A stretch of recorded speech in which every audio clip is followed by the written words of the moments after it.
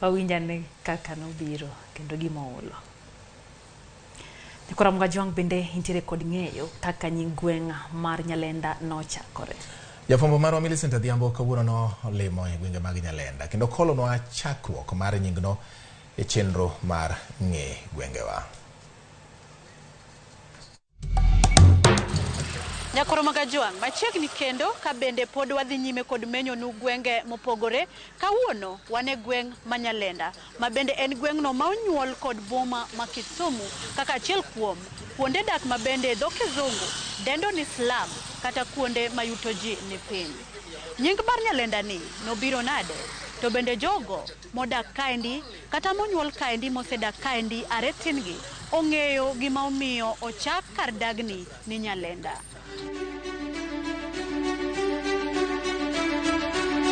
Nyalenda ne en kama ne tich tekie. To ne wan gi chief nonunga. Kochwadi boka achiel to chwadi boka 20. Koro Nyalenda kae ne en kama ne ji oluore, ok ne ntiere oyuma mang'eny ma buduogo bet e Nyalenda kagi. To Nyalenda masani kane donje go yuma tichwadi boka koro lendi momiyo ni iluongo ni Nyalenda. Ok ne ntiere oyuma mang'eny matinde sani ntiere Nyalenda kani. Nyinga en Carolina Chieng Kaudo, but nyinga mong'ere en Minsis. Nying no aparo ni nomiye kaluwore gi kaka en kar dak mongore. Nying mar Nyalenda to wuok mabor. En owuok loka kocha kikele koni. Machon niluongo ni Kosele. Bang' Kosele to loke Nyalenda. Nyalenda no loke gi characters mogolo gi jo mogolo. Sebet Nyalenda from 1998. Koro gima ng'e ni Nyalenda, gima paro gi pacha ni Nyalenda nitie ng'at moro ma was so prominent before. Koro due to prominence mare nomiyo as a legacy the estate was named after him. Then Nyalenda he had sons, nan gi nyithindo. Koro kuma wantie ni ma iluongo ni Nyaori.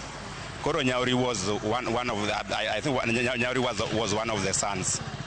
Then kanene iwuok kaendi kidhi kamoro kocha chien kocha nitie kamoro ni Kowino. Nying Nyalenda nieri en kama ne oting'o ji mopogore opogore. Koro kwerewa nobiro ka koa Lego ka gibiro mako lowo kae. Koro bende joma thothgi jomodak e iye kaeni ne gin osiepe mane limo kwerewa. Mandalo no nimiya ji lowo nono onge kanu semako osiep to koro en osiep mang'awa mochwere manyaka chieng'. To kuku ewi nondo mar nying gweng'ni noya kanye? Waromo gi jaduong' Michael Dea manochako dak kae are higa 1948 mayangonwa kaka nying mar Nyalenda nobiro kendo kaka gweng'ni nochako dongore.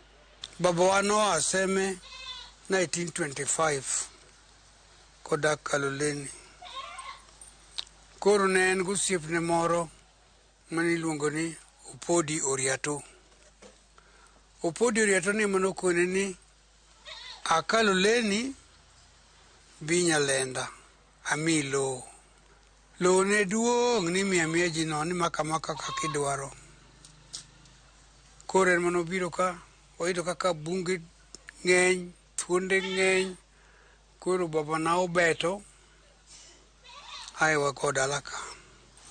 Koro kae no en kama no Olendo, yani kama onge ng'ato, ne onge ji. Koro teko ni ema ne mi mako lowo, teko ni. Koro inyalo beto kaka inyalo. Ae wasungu biro gi ndege. Koro wasunge go picha manyiso ni makari penjo nyingu. Jomoko neno wasunge to ringo. Ni je makwara gi jogi wa kure. Jomoko neno gi to ringo. Koro ni hogi gi tam to gibiro machiegni to giwuoyo ginyiso ni ka Olendo. Koro ka jodongo gi nodhi obet kamoro achiel ka gisebeto koro giwacho ni Olendo ni oluonge uru ni Nyalenda. Koro chakre kachok ka kodhi nyaka donga kiluonge ni Nyalenda. Mane kaka ne chakruok mar Nyalenda chakore. Gweng'ni mar Nyalenda osedongore e yo machalo nade? To humbe ong'ere kod ang'owa? Nyalenda sani nigi development maduong' kabisa. Nikech kane jo Nyalenda ni ka, gimiluongo ni duka ne onge.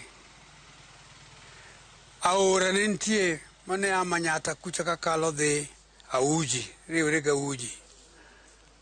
Koro kidwa ng'iewo gimoro to chuni ni angidhi nyaka Kaloleni, nikech Kaloleni ne nitie Warabu. Nyalenda landre ni kapo nono ni lweny moro owuok, obed saba, obed ng'anyo, jo Nyalenda ng'anyo gi yore te. Ging'anyo gi thuon, ging'anyo gi mos, ging'anyo gi yore te kaka ji nyalo ng'anyo. Koro miyo Nyalenda ng'ere. Dongruok mo malich monyalo wacho mantie Nyalenda to kaneno. Kech ute mana nyuola yudo kane Nyalenda ma pod aneno thothgi. Nyalenda ong'ere kal bing ni chiemo ng'eny Nyalenda, entiere but nam, dhano puro, dhano kayo cham, kayo alot kakelo uso, makata we hope ni very soon ka waketo pachwa e the agricultural activity ma Nyalenda to wanyalo time kata mana for commercial purposes. Osegolo ji mang'eny oko, opuonjo ji, okelo ji, to gima be Nyalenda chako ng'erego mae korgi baba. Ka en wich teko be wan wiwa tek, ka en goruok to wambo wakawo goruok. Mane Nyalenda.